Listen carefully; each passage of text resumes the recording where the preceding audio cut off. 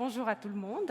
Je remercie les organisateurs pour l'invitation et pour l'opportunité de pouvoir vous parler du plomb et de ses effets sur la santé, avec un accent particulier sur le développement cérébral de l'enfant. Alors, le plomb est un métal lourd qui est naturellement présent dans la croûte terrestre, et puis il a été utilisé depuis de nombreux siècles pour différents usages, et en particulier durant le XXe siècle, son usage a augmenté. Il a été utilisé par exemple dans l'essence au plomb, mais aussi au niveau des peintures au plomb pour ses caractéristiques anticorrosives et de résistance à l'humidité. Aujourd'hui, dans mon exposé, je vais donc principalement approfondir le sujet de la peinture au plomb. Alors pourquoi est-ce que je suis venue à m'intéresser à ce sujet? C'est une raison tout à fait personnelle. Nous vivons dans une maison qui a été construite en 1910 et nous l'avons achetée en 2007. Et c'est en l'an 2016 que nous avons découvert que nous étions concernés par la problématique de la peinture au plomb. C'est à l'occasion de la rénovation de cette poutrelle noire que vous pouvez voir sur l'image, parce que l'entreprise que nous avons mandatée pour pouvoir la sabler nous a dit « Eh bien, non, je pense que nous ne pouvons pas sabler cette poutrelle et ce poteau juste comme ça, parce que nous pensons qu'il pourrait y avoir de la peinture au plomb là-dedans. » Et ils avaient raison. Donc nous avons fait faire un bilan à la suite de ça de notre maison, un peu partout, et nous avons découvert que la peinture au plomb, elle était un peu partout. Donc à l'extérieur, au niveau des volets, au niveau de la barrière de notre balcon, aussi au niveau des balcons qui étaient sous toit et de la peinture sous toit. Aussi à l'intérieur de la maison, il y avait de la céruse sur les parois de toute la cage d'escalier et des couloirs, sur la barrière que nous utilisions tous les jours, qui nous menait, qui dessert les différents étages, et puis aussi au niveau de tous les chambranles de portes et de fenêtres. Ce bilan a été fait en 2016, et nous y habitions déjà depuis 2007. Alors, je parle de cette histoire personnelle très humblement devant vous, parce que vous devez vous poser la question, mais voilà, elle est médecin, comment ça se fait qu'elle n'était pas consciente de ça? Eh bien, je pense que je suis un exemple vivant que la population et aussi les médecins sont en partie très mal informés sur le sujet, et c'est bien pour ça que je suis ici pour vous en parler. Donc la problématique, c'est que nous avions fait ces rénovations Nous avions fait déjà des rénovations pendant toutes ces années, sans précaution particulière, et qu'en 2016, il y avait encore quelques endroits où la peinture au plomb était accessible en surface, notamment dans des pourtours de fenêtres. Alors, quelle est la conséquence sur la santé de notre famille? Je dois y mettre un grand point d'interrogation, parce que nous n'avions pas de symptômes apparents particuliers qui pouvaient être directement liés au plomb. Nous avions aussi effectué ces rénovations des années plus tôt, donc on sait que le plomb il disparaît dans le sang. Donc on s'est posé la question, mais comment est-ce qu'on va savoir si on a été touché par cette problématique ou pas? Donc nous avons quand même décidé finalement de faire un bilan sanguin à nos enfants, et ils avaient des valeurs qui étaient heureusement basses, mais pas à zéro non plus. Donc ils avaient 22 et 16 microgrammes par litre, et puis vous verrez plus tard ce que ça peut signifier. Donc j'en retire déjà 3 notions clés. L'intoxication au plomb est un sujet mal connu des médecins, des pédiatres, du public et peut-être aussi des professionnels. Parce que certains professionnels étaient intervenus déjà dans notre maison aussi, sans nous mettre la puce à l'oreille. Et nous sommes très reconnaissants de l'entreprise qui nous a permis de découvrir cette problématique, parce qu'à partir de là, on a pu agir en connaissance de cause. La deuxième notion, c'est qu'une intoxication légère peut passer inaperçue, comme c'est le cas dans notre famille. Et donc, la notion de prévention est une notion essentielle. Il est nécessaire d'éviter l'exposition au plomb. Et la troisième notion, c'est que le plomb, il est toujours toxique pour l'organisme, et je vais développer ça encore un petit peu après. Il n'y a pas de valeur seuil du taux de plomb dans le sang qui serait inoffensif. Dès qu'on dépasse 0, il y a un effet sur la santé. Maintenant, je reviens à mon graphique initial. L'exposition au plomb a heureusement nettement diminué pour notre population depuis les années 70-80, où elle était un petit peu à un maximum à cause de l'essence en plomb à l'époque. Donc il y a différentes réglementations et lois qui ont permis de diminuer l'exposition au plomb de la population, dont l'interdiction de l'essence au plomb en l'an 2000, déjà beaucoup moins utilisée depuis l'introduction de l'essence sans plomb auparavant. Et puis l'usage industriel a aussi été réglementé. Alors il y a bien sûr encore des industries qui utilisent le plomb, mais il y a des règlements vraiment particuliers, des précautions qui sont prises pour protéger les travailleurs. Les canalisations au plomb aussi ont été remplacées par des canalisations sans plomb, mais on peut imaginer dans des maisons très anciennes de pouvoir encore en trouver. Alors, les risques actuels principaux sont au niveau des produits de consommation et objets mal contrôlés. Alors, toute entreprise qui importe des objets en Suisse est normalement, selon la loi, tenue à vérifier qu'il n'y a pas de plomb dans les objets ou produits. Mais, par exemple, aux États-Unis, il y a eu en 2023 une contamination au plomb d'enfants. Environ 400 enfants étaient touchés par une intoxication au plomb parce qu'ils ont consommé des compotes de pommes destinées aux enfants qui étaient contaminées par de la cannelle qui était frelatée avec de la poudre de plomb. Donc c'était aux États-Unis. Donc c'est une réalité qui peut parfois encore arriver de nos jours. Et sinon, le sujet d'aujourd'hui, bien sûr, c'est la peinture au plomb qui peut encore exister dans les habitations et être source de contamination au plomb. J'ai mis l'exposition professionnelle avec un point d'interrogation parce que normalement, si toutes les précautions sont prises, les travailleurs du bâtiment et dans l'industrie qui sont exposés potentiellement au plomb devraient être protégés. Alors, la peinture au plomb, elle a été interdite en Suisse en 2005, avec effet en 2006. Et puis, il y a eu plusieurs étapes vers cette interdiction. Je vous cite deux de ces étapes. Donc, en 1971, il y a déjà eu l'interdiction du plomb et de ses composés dans les dispersions, et donc une interdiction de les utiliser dans les revêtements de l'intérieur des bâtiments. Et puis, définitivement, la vente de peinture au plomb a été interdite en 2005, avec une teneur, donc la définition de la peinture au plomb comme une teneur en plomb supérieure à 0,01% masse. Alors,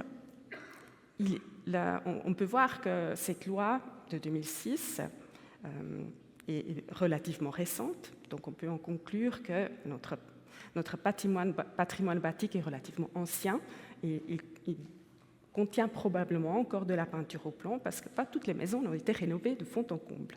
Donc, l'Office cantonal de l'environnement de Genève a fait une étude en 2013 sur 186 bâtiments de différents âges entre 1919 et 2005.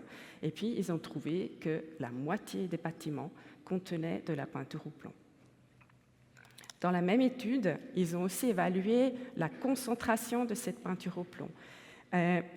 Vous pouvez principalement vous concentrer sur les barres qui sont violettes, donc toutes foncées et ocre. Ça, ce sont les concentrations les plus élevées, entre 3000 et plus de 10 000 microgrammes par centimètre carré. Et puis, on peut voir qu'avant 1970, les bâtiments sont les plus touchés par ces concentrations élevées en plomb. Alors, la présence de plomb ne veut encore pas dire intoxication au plomb. Ça, c'est une notion très importante. Il est nécessaire d'être exposé au plomb pour pouvoir être intoxiqué. Si une peinture au plomb est recouverte par de la peinture sans plomb et en bon état, il n'y a aucun danger direct pour la santé. Donc, les risques d'exposition à la peinture au plomb sont si on occupe un logement au quotidien avec des peintures au plomb en mauvais état qui s'écaillent et qui peuvent donc contaminer les poussières des maisons. Et il est aussi possible, s'il y a des écailles par terre, d'éventuellement, par exemple, les enfants puissent les ingérer directement. S'il y a des travaux qui sont effectués sur des peintures contenant du plomb sans les précautions nécessaires, à ce moment-là, il est aussi possible d'être contaminé pendant les travaux ou alors de nouveau contaminer les poussières des maisons. Alors, comment est-ce que le plomb il arrive dans le corps humain ? Il y a deux voies principales. D'une part, en inhalant, en respirant du plomb qui serait dans l'air ou bien dans les poussières qu'on peut respirer, ou alors par voie digestive, en avalant, soit justement les fameuses compotes de pommes que les enfants ont mangées, ou alors si on est en contact avec des poussières, après on met la main à la bouche, on peut aussi avaler du plomb dans les poussières. Après, le plomb, il est absorbé au niveau digestif, il va dans le sang, puis après, via la circulation, il va atteindre les organes dans lesquels il va avoir son action toxique sur les cellules de l'organisme. Il est particulièrement dangereux pour le cerveau. Par la suite, depuis le sang, il atteint donc les organes, et puis il finit principalement dans l'os. 90% du plomb, il est stocké dans l'os. La demi-vie du plomb dans le sang est d'environ 1 mois. Donc si on se fait intoxiquer, après, ça prend plusieurs mois pour que le plomb il soit éliminé du sang. Et puis, une fois qu'il est stocké dans l'os, il va rester très longtemps. La demi-vie dans l'os, il est de 10 à 30 ans. Et il pourrait être relibéré de l'os. Alors, un point important encore, une fois que le plomb est dans l'os, il n'est plus toxique, il n'est plus actif, mais il pourrait être relibéré, par exemple lors d'une fracture, lors d'un alitement prolongé ou bien chez une personne âgée qui a de l'ostéoporose. Alors, via le sang, chez une femme enceinte, le plomb il peut aussi atteindre le fœtus. Via le placenta, il traverse le placenta. Le plomb est par ailleurs éliminé par les reins avec les urines et par les intestins avec les selles. Alors pourquoi le plomb il est particulièrement dangereux pour les enfants ? Les enfants ils sont actifs par terre, donc ils sont plus exposés à de la poussière de maison que les adultes. Les enfants ont un comportement exploratoire typique, et ils mettent tout à la bouche, en particulier les enfants jusqu'à 3 ans. Et les enfants, ils absorbent aussi beaucoup mieux le plomb que les adultes. Les adultes absorbent 10% du plomb au niveau digestif et les enfants, la moitié. Et leur cerveau est aussi en plein développement et donc très sensible aux effets toxiques du plomb. Alors, j'ai mis une petite image où vous voyez la tête d'un enfant à la hauteur du rebord de fenêtre. Donc ça, c'est la hauteur typique d'un enfant de 2 à 3 ans qui est en plein comportement exploratoire. Et puis, il a donc sa bouche à hauteur du rebord de fenêtre. Et peut-être une petite particularité, est-ce que vous connaissez la caractéristique gustative de la peinture au plomb? Qu'est-ce qu'elle a de spécial? Je crois que j'ai entendu sucré, voilà, merci, exactement. La peinture au plomb, elle a un goût sucré. Et donc, il arrivait à l'époque où il y avait beaucoup plus de peinture au plomb dans les maisons que les enfants, en fait, ils léchaient les bords de fenêtres, ou ils rongeaient les bords de fenêtres, ou ils léchaient les murs où il y avait de la peinture au plomb parce qu'ils étaient attirés par ce goût sucré. Une petite définition du saturnisme, c'est la maladie d'intoxication au plomb, qu'elle soit aiguë ou chronique, avec un petit mot sur la définition du saturnisme infantile en France. Donc, en France, on considère qu'il y a une intoxication au plomb une fois qu'il y a un saturnisme infantile si on dépasse un seuil de 50 microgrammes par litre dans le sang. À partir de ce seuil, en France, il y a une déclaration obligatoire et des mesures d'urgence pour supprimer l'exposition au plomb de l'enfant.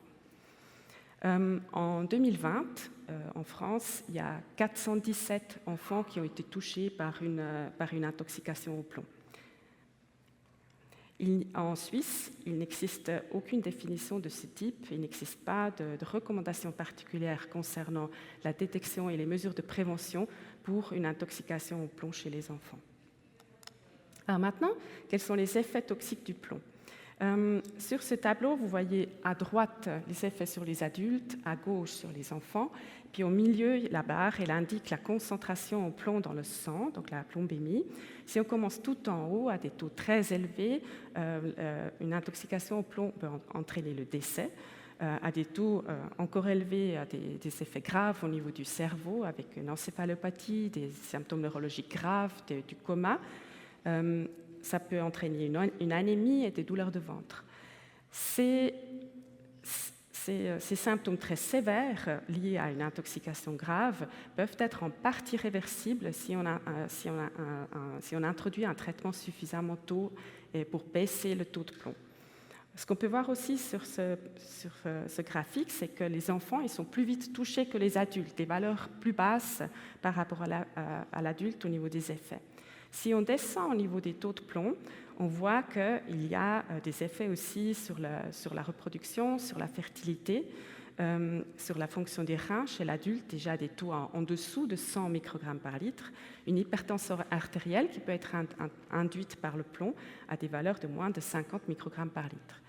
Et là où je veux en venir principalement, c'est la parenthèse concernant les enfants. En dessous de 50 microgrammes par litre, il y a déjà des effets nets sur le cerveau chez l'enfant, au niveau neurologique, avec une toxicité neurologique, un effet sur le quotient intellectuel des enfants, des troubles cognitifs, diminution de l'audition, un effet sur la croissance, des retards de puberté possibles, un effet sur la fonction rénale, et puis un passage via le placenta, et donc une contamination possible du fœtus. Ce qu'on peut voir ainsi, c'est encore une fois le message qu'il n'y a pas de seuil inférieur de toxicité. Le plomb, il est toujours toxique. Alors, un peu plus précis, plus en détail, l'effet sur le développement cérébral de l'enfant, donc il y a un effet sur le QI. Des études ont été faites qui ont montré que s'il y a une augmentation de la plombémie de 0 à 100 microgrammes par litre, il y a une perte du QI de 6 à 7 points. Il y a aussi des études qui ont été faites qui ont suivi des cohortes d'enfants qui avaient été contaminés dans leur petite enfance et qui ont été suivis durant des dizaines d'années plus tard pour voir quels effets il y avait sur leur santé. Puis au niveau du comportement, on a pu démontrer qu'il y avait des troubles de la concentration, de l'hyperactivité et puis une augmentation des comportements délictueux. Chez la femme enceinte, donc, un effet toxique sur le cerveau du fœtus, possibilité de fausse couche et de petits poids de naissance. Alors, comment est-ce que la plombémie elle a évolué dans le temps? On va se focaliser sur la ligne sur ce graphique. C'est une étude venant des USA où ils font un biomonitoring depuis des dizaines d'années maintenant, depuis les années 70. Le biomonitoring, c'est un suivi des paramètres de santé de la population et entre autres, ils suivent aussi l'évolution de la plombémie de la population. Donc ici, ce sont des enfants qui sont concernés entre 1 et 5 ans et 6 à 11 ans. Et puis si on prend la ligne tout à gauche, donc années 76 à 80, on voit il faut faire les valeurs x 10, parce que c'est en microgrammes par décilitre, et aujourd'hui je parle toujours en microgrammes par litre. Donc dans les années 70, la plombémie moyenne des enfants était entre 127 et 152. Donc, à peu près tout le monde dans la population avait un certain degré d'intoxication au plomb, en lien principalement avec l'essence au plomb. Et puis après, grâce à toutes les mesures prises, ces valeurs ont drastiquement baissé. Et au niveau des années 2015, les valeurs ont heureusement baissé à 6 à 8 microgrammes par litre. Alors, en Suisse, nous n'avons pas de biomonitoring. Il n'y a en particulier presque aucune donnée sur les enfants. Et quelques études avec des toutes petites cohortes, 10 à 20 enfants, ont été faites, qui ont montré quand même que les valeurs, elles évoluaient à peu près de la même manière, ce qui est rassurant. Dans les années 2020, il y a eu des postulats au niveau du gouvernement, au niveau fédéral, pour peut-être introduire un biomonitoring en Suisse. Et donc, il y a une phase pilote a été faite pour une étude éventuelle suisse sur la santé. Et ils ont dosé différents toxiques chez les adultes dans les cantons de Berne et Vaud. Et ils ont trouvé au niveau du plomb que la concentration moyenne était de 16 microgrammes par litre et le percentile 95, donc tout en haut de la courbe de Gauss, le percentile 95 à 37 microgrammes par litre. Ça signifie que 5% de la population adulte a des valeurs moyennes, des valeurs de plus que 37 microgrammes par litre. Ils ont aussi comparé avec d'autres pays environnements. La Suisse, c'est la barre bleue. On fait un peu mieux que la France, la barre jaune, mais on fait moins bien que d'autres pays alentours, comme l'Allemagne par exemple. Là, on retrouve la valeur du percentile 95 de 37 microgrammes par litre en comparaison. Alors, qu'est-ce qu'il y en a de notre famille en 2025 ? Nous n'avons pas fini avec la peinture au plomb. Le balcon en sous-toit, il est toujours concerné, la peinture, elle s'écaille. Et puis, il y a aussi, même si on a déjà peint 2 fois les chambranles de porte, il y a de nouveau de l'usure et puis il y a de nouveau de l'érosion de ces peintures. Nous sommes depuis à peu près une année à la recherche d'une entreprise qui veut bien s'en occuper. Ce n'est pas facile de trouver des entreprises compétentes et qui sont d'accord d'intervenir. Donc, s'il y a dans la salle quelqu'un qui connaît une entreprise, je suis preneuse après. Alors, qu'est-ce que vous pouvez faire comme professionnel du bâtiment? Vous avez un rôle essentiel à jouer. C'est grâce à un professionnel du bâtiment que le problème a été révélé dans notre maison. Il est important que vous connaissiez les risques et suiviez les bonnes pratiques pour la protection de votre propre santé et aussi pour éviter une contamination des lieux et des environs. Entre autres mesures, déjà de base, port de masque et d'habits de protection pour aussi éviter de ramener par exemple des poussières chez vous à la maison. Et puis en cas de ponçage de peinture au plomb, d'utiliser une aspiration à la source avec un filtre spécial. Pour des détails techniques plus avancés, plus complets, je vous renvoie volontiers à des sites d'information, par exemple celui du canton de Genève, travaux-sans-danger.ch. Je vois aussi un rôle essentiel pour vous, c'est d'informer les particuliers sur les risques liés au plomb. Selon l'âge du bâtiment, selon l'état des peintures, vous pouvez rendre les propriétaires et les habitants attentifs qui pourraient avoir potentiellement un problème à ce niveau et inciter à un bilan des toxiques du bâtiment par un spécialiste. Et puis, inciter les particuliers à éviter à tout prix de faire des travaux amateurs sans mesure de protection, comme malheureusement ça a été le cas de notre famille. En conclusion, la peinture au plomb dans les habitations reste un risque potentiel, en particulier pour la santé des enfants. Éviter l'exposition au plomb est la meilleure prévention contre l'intoxication au plomb. Et puis, j'insiste encore une fois sur le fait qu'il n'y a pas de danger si les mesures de protection adéquates sont prises lors des travaux et que si la peinture au plomb est recouverte de peinture sans plomb et en bon état. Je vous remercie pour votre attention et je reste à disposition pour des questions.